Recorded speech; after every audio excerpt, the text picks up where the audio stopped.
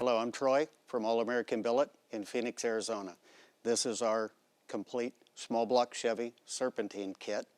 The kit consists of a short reverse rotation water pump. It comes with a water pump pulley and the main bracket. The main bracket holds the air conditioner and the alternator and the power steering pump. This keeps the belt in total alignment with all of the pulleys.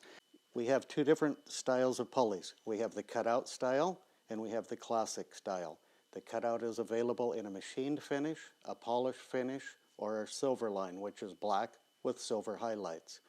The classic pulleys are available in a machined finish, a polished finish, or in a solid black anodized finish.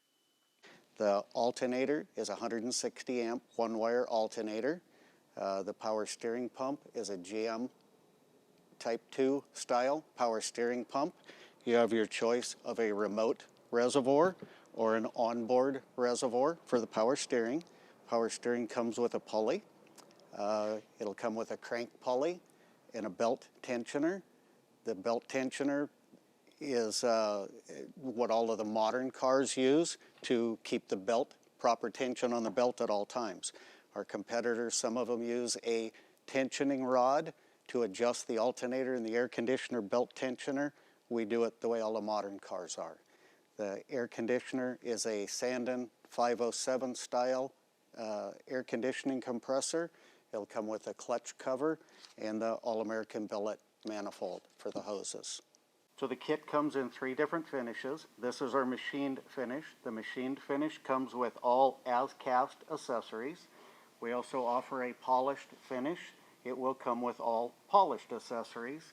And then we have our silver line finish, which is black anodized with silver highlights, and it comes with all black accessories. The water pump will always be cast. You can leave it cast or paint it to match your engine. You're going to want to start by removing all of your factory accessories, your factory water pump and crank pulley as per your OEM service manual. You're going to want to clean all of the gasket surfaces and chase the threads with a thread chaser to make sure there's no debris in the holes deeper than what the existing bolts went. Make sure that the holes are clean on the crank pulley and that the surface is flat so that the pulley sets on it how it's supposed to. Step one is to install the crank pulley.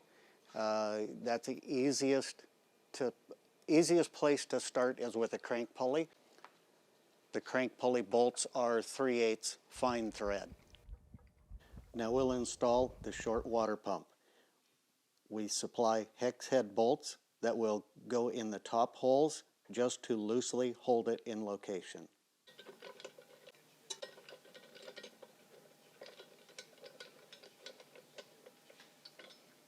Okay, now that the locating bolts are in for the water pump, we'll install the main bracket with two of the main bracket bolts, and we'll use the spacers that are indicated in the instructions, the length spacer for each location. These will be going in the bottom water pump bolt.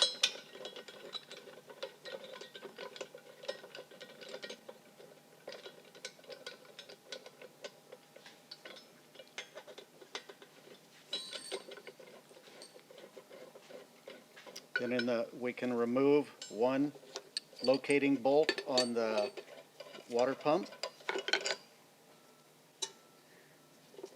We'll install the rear alternator bracket and a spacer through the top water pump hole.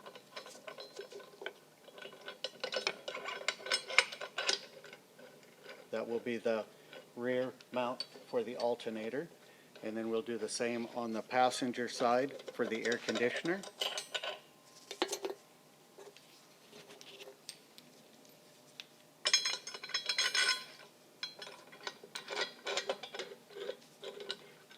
At this point, we're just going to leave everything loose to make it easier to install the air conditioner and the alternator and the power steering pump.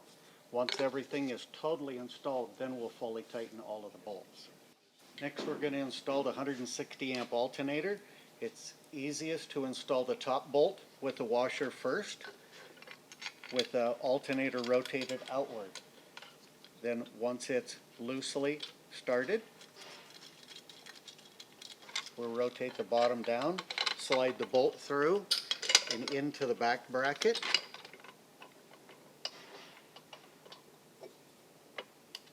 With a 3/8 coarse thread flathead screw. This is a 160 amp alternator, so you're going to want to use a 4-gauge wire or heavier if your battery's in the engine compartment. If your battery's in the trunk, you'll need to use a heavier wire. And it also has to have a ground. The ground terminal is right next to the hot terminal. There's a post to attach the ground wire. The ground doesn't have to go all the way to the battery. It can go just right to your engine block. Next we'll install the GM Type 2 power steering pump.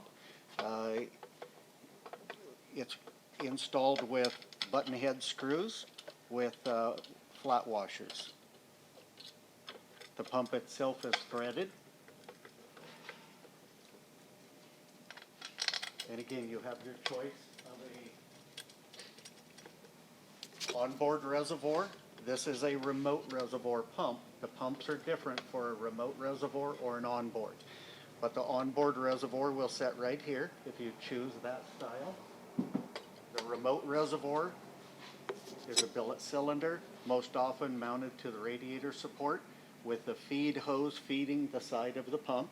The pressure hose will go to your box or to your rack, and then it will return back to the return side of the reservoir. The hose routing diagram for the power steering hoses is in our instructions as well as on the website. There's a different set of hose routing instructions for the onboard versus the remote, but both are on our website and in the instructions. Next we'll install the power steering pulley. It's installed with 4 button head screws. They're a fine thread screw.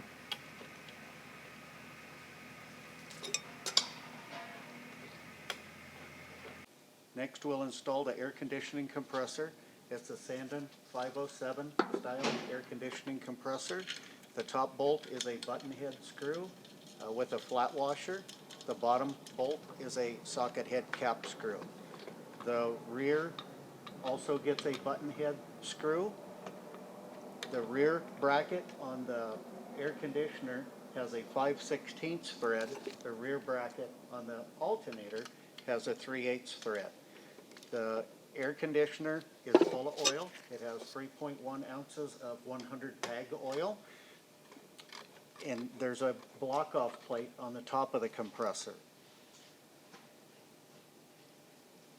It's shipped full of oil. If you're not going to hook your hoses up in the rest of the air conditioning when you first install the kit, that's fine. It'll work just like an idler. You just don't hook the wiring up and don't install our manifold until you're ready to plumb the rest of the air conditioning system. So when you install the air conditioning manifold, when you're installing your hoses, make sure you put a backup wrench on the fitting. When you tighten the hose, if you don't have a backup wrench on the fitting, it can over-tighten the fitting and crack the fitting inside the manifold. Next, we're going to install the air conditioning clutch cover. These screws you use blue Loctite on. They're not going to be much tighter than finger tight. If you over-tighten them, you'll bend the fingers inside the air conditioning clutch. This is just a decorative cover, so the screws are held in place with blue Loctite. In addition, all of the hardware on the kit, as you're installing it, you should be using blue Loctite. Next, we'll install the water pump pulley. It's attached with 4 button head screws.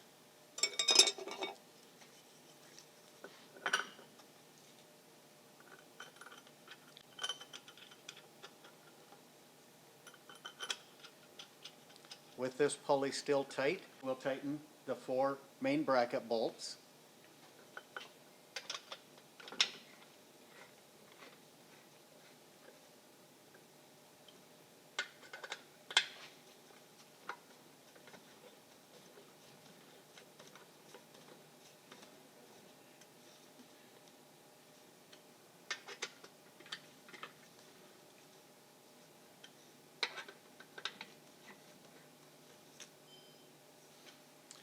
we can fully tighten the alternator, air conditioner, and power steering pump.